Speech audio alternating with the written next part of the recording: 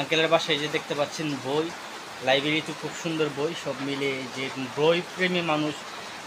মানে আঙ্কেলের বাসায় আসলাম, ওনার পরিবেশ দেখলাম, এই যে আমার মেমোর মধ্যে নতুন স্মৃতি, এটা আমার জন্য আর কি দারুণ ছিল।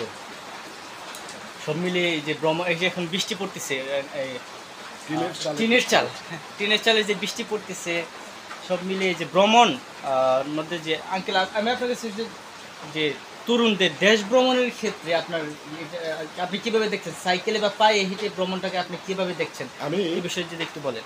দেশ ভ্রমণ এবং অন্যত্র যাত্রা এটা খুব ভালো মনে করি। অন্যত্র যাত্রা না হলে কোনো ভালো কাজ হয় না।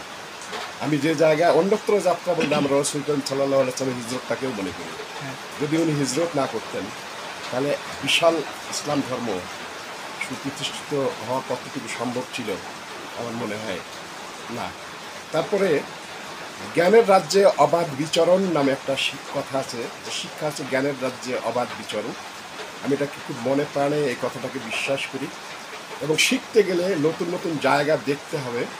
এই প্রকৃতির অনেক অনেক সুন্দর জায়গা আছে, যেমন পাহাড়ে না গেলে বাংলাদেশ বোঝা যায় না, সমুদ্রে না গেলে বাংলাদেশ বোঝা যায় না, কত সুন্দর। আমরা যদি বিস্তীর্ণ দিনাজপুরের ফসলের মাঠ না দেখি তাহলে বাংলাদেশ বোঝা বড় কঠিন হবে। যদি লালমনিরহাটের সেই বর্ডার এলাকা, যে বর্ডার এলাকাগুলোতে, কুড়িগ্রামের বর্ডার এলাকাগুলোতে যেগুলো ছিটমহল ছিল, দাসিয়ার চর বিনিময় হয়েছে কিছুদিন আগে, সেগুলো যদি না যাওয়া হয় তাহলে বাংলাদেশ দেখা যায় না। কেমন ছিল 65 বছর তাদের কোনো দেশ ছিল না, তাদের কোনো ঠিকানা ছিল না। আমি না গেলে তো এটা জানতে পারতাম না, গিয়েই সব জানতে পারা। এই জন্য দেশ এবং বিদেশ ভ্রমণ শিক্ষার একটা অপরিহার্য অঙ্গ বলে আমি মনে করি। হ্যাঁ, তো কথা হলো যে আমাদের যে নিজেদের যে কমফোর্ট জোন আছে, কমফোর্ট জোন থেকে বের হয়ে যেতে হবে। আর তাছাড়া গবেষণা বলে যে প্রতি 10-12 কিলোমিটার পর পরই ইতিহাস ঐতিহ্য অনেক কিছু মানুষের আচার আচরণ চেঞ্জ হয়। যেমন আমি 64 জেলা ভ্রমণ করছি, জেলা থেকে আরেক জেলার যে ভাষার যে ডিফারেন্স, আঞ্চলিকতা, এগুলো দেখছি। আর তাছাড়া আমাদের নিজের দেশ, বাইসাইকেলে পায়ে হেঁটে 4-5 মাস সময় দিলে এটা ইজি, এত টাকা পয়সারও প্রয়োজন হয় না।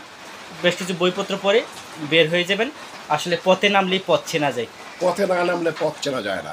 হ্যাঁ, আমি ঘরের বাহির না হলে আমি সূর্য দেখব না, সূর্য না দেখলে আমি আলো দেখব না, আলো না দেখলে পৃথিবীকে, বিশ্বব্রহ্মাণ্ডকে চেনা যাবে না। যাই হোক বন্ধুরা, আঙ্কেলের সময় স্বল্পতা রয়েছে, যে দেখতে পাচ্ছেন রেডি মতনই ঢাকার উদ্দেশ্যে যে 4 দিনের যে গণগ্রন্থাগার কেন্দ্রের যে প্রোগ্রাম, সেই প্রোগ্রামে অ্যাটেন্ড করার জন্য যাচ্ছেন। তো আঙ্কেলের জন্য শুভকামনা জানাই, আপনার যাত্রা শুভ হোক, ইনশাল্লাহ দেখা হবে। তুমি থাকো, আমি তোর শুভাগমন কামনা করছি এবং তুমি এখান থেকে সুন্দরভাবে তোমার কর্তব্য কাজে চলে যাবে, এটা আমি আশা করছি। ফেরার সময় আমার সঙ্গে দেখা করবে আবারও। হ্যাঁ, ইনশাল্লাহ। তো থ্যাংক ইউ সো মাচ, ভালো থাকবেন সকলে, আর আবার দেখা হচ্ছে। ধন্যবাদ।